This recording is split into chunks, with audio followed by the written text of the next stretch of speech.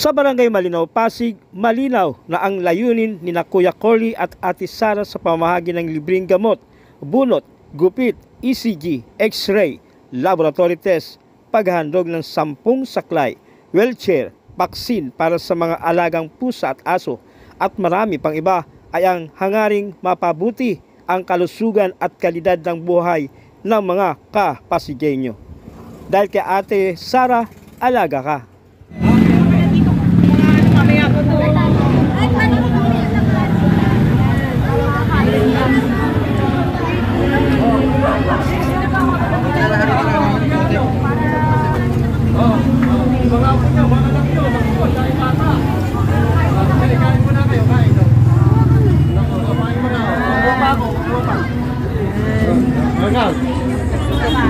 Sapa, oh. Ayan. Babalik ako, tatandaan kita, nakadilaw. Ikaw susunod, ha?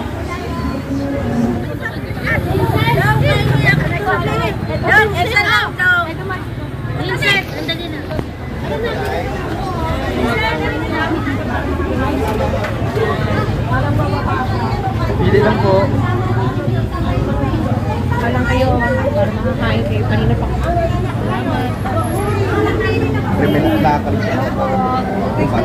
Thank you.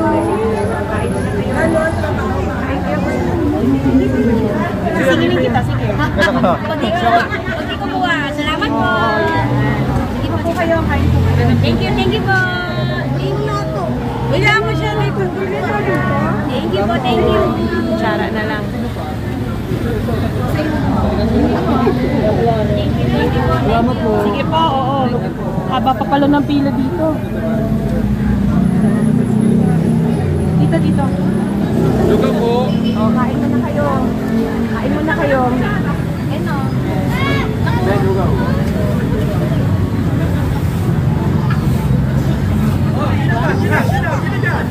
Lugaw. Dito banda, ano, Leslie, oh.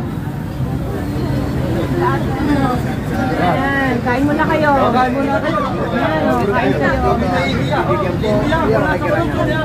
Nabibigyan po ng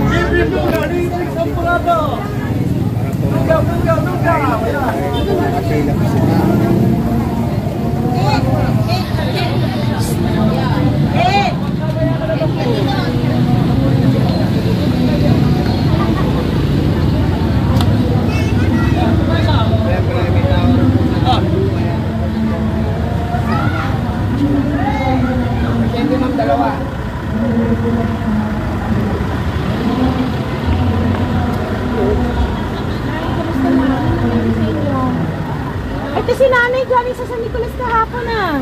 Anong nangyari sa'yo? Bakit mo ako sinusundan?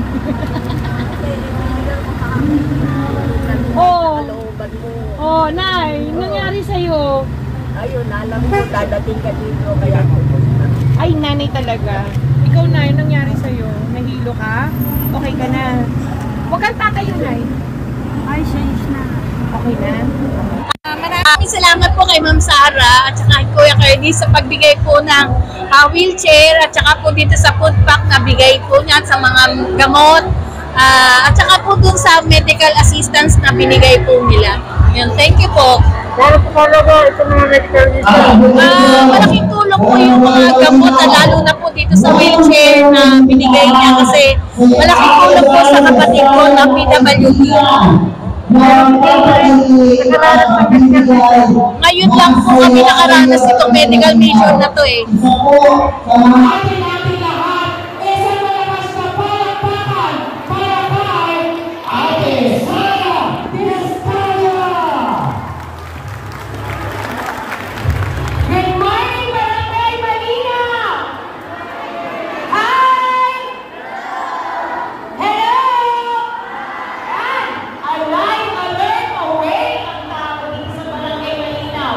Ang aking una, kung saan kami nagmula, ni Kuya Curly at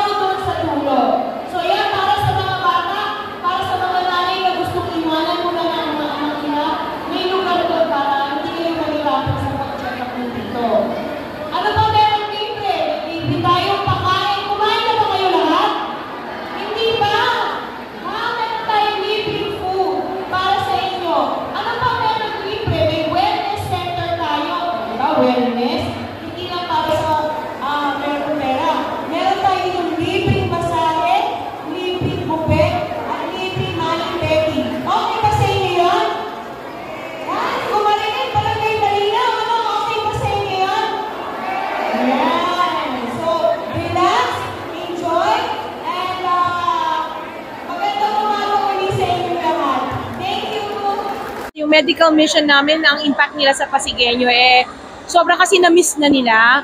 Sobrang kasi nawala tong servisyon to kasi may libreng gamot, libreng check-up. Kasi ngayon, sa panahon ngayon, ang mahal ng magpa-check-up. So dito, libre na kasi pa-check up yata ngayon, nasa 500 na yata ang check-up, bukod pa yung gamot mo. So dito, naibibigay natin yung serbisyo ng libre. So ito, gustong-gusto ng mga tao. Kaya ang daming tao talaga na nag-a-anticipate para sa medical mission.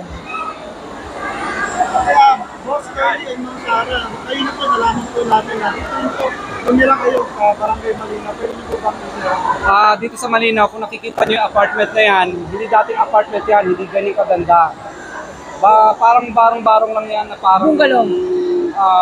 Bungalow siya, na dyan na rin yung tahian namin, dyan na rin yung bahay namin. Kapag umuulan at tumutulo, marami kaming timba at batya, kaya lagi kami may reserva lagi na timba at batya kasi sinasaot namin yung tulo ng ulan. Wala kaming kisame dyan, kaya ang init-init. Ganun din kapag tumatakbo yung mga pusa, lalo na kapag nagla-love making yung mga pusa, kala mo, tao yung tumatakbo. Kasi sa sobrang nipis ng yero namin, yun ang kayang pambili namin na yero, manipis. At saka coco lumber na po ang ceiling namin dati dyan. Coco lumber lang, kapag inapakan ng tao, lumulundo. Kasi nga, coco lumber lang siya at saka yung yero niya, napakanipis. Diyan po kami nagpisa sa lugar na yan at kapitbahay po namin si Cap Joel dito. Siya po ang nakasubaybay sa amin kung paano kami. Actually, to start with, nangupahan pa kami sa apartment dun sa unahan, yung kahoy-kahoy. So diyan kami nangupahan, tapos ginawa namin tahian to, bago namin ginawa na bahay namin. Kasi hindi na namin afford yung mangupahan. So yan, dito ang nagsimula talaga ang St. Gerard at kung paano siya umangat. So masyadong madaming memories dito sa area na to. Dito din yung dalawang anak namin na nabuo at naging tao dito sa lugar na to. Sir, magkano talaga ang medical mission sa komunikat? Mahalaga kasi naranasan namin wala kaming maipagamot sa kapatid namin, walang maipa-hospital. Kaya dama po namin na parang gusto namin ibaba ang medical mission na to para makatulong po sa mga tao. Kami na po ang bumaba para sa ganun po ay mas malawak po ang mabigyan namin ng paglilingkod. Pero ganun pa man, marami pa rin ang pumupunta sa office at ina-entertain pa rin naman namin yan. Barangay Malinaw, maganda po namin lahat sa ating mga nabito na nagpauna na nakarating dito sa ginagawang medical mission na St. Gerard Construction Charity Foundation Incorporated. Ako po yung lubos na nagpapasalamat sa aking kaibigan, ni Ma'am Sara, ni Sir Carly, na isinagawa dito sa ating barangay ang medical mission. At nakita mo naman na marami ang nakikinabang sa ngayon sa ginagawang medical mission. Marami po ginagawang pag-check up sa mga tao, pati x-ray, meron po ginagawa rin, meron din sa mga hayop, meron din. At nakita ko ang kasabihan. Sabi ko ang tao sa Pasig dito sa ating ginagawa na talagang mga tao yung makanina. Kaya maraming po salamat, palakpakan po natin si Ma'am Sara at Sir Carly Vizcaya. Alam nyo, papakitin ko sa inyo, silang mag-asawa ay kapitbahay natin dito sa Malinaw. Dito sila nakatira, sa tabi na yan. Nung sila'y mag-asawa, simula sila bilang mag-asawa, diyan sila nakatira. Kaya sila po ay matagal natin kapitbahay dito sa Barangay Malinaw. Kaya ako po ay tumatanong ng utang na loob dahil marami pong itinulong ang mag-asawa noong paman dito sa ating barangay. Talagang ang mag-asawa ay matulungin dito sa ating barangay at sa ngayon nakita ko ay tumutulong na sa buong Pasig at nakita ko ang kasiyahan ng mga tao sa tulong ay binibigay nila. Kaya Barangay Malinaw, maraming salamat po at ako po rin nakikiusap din sa ating lahat na magsama-sama tayo at magkaisa. Maraming salamat po sa lahat. Palagpakan po natin, Kapitan Joel!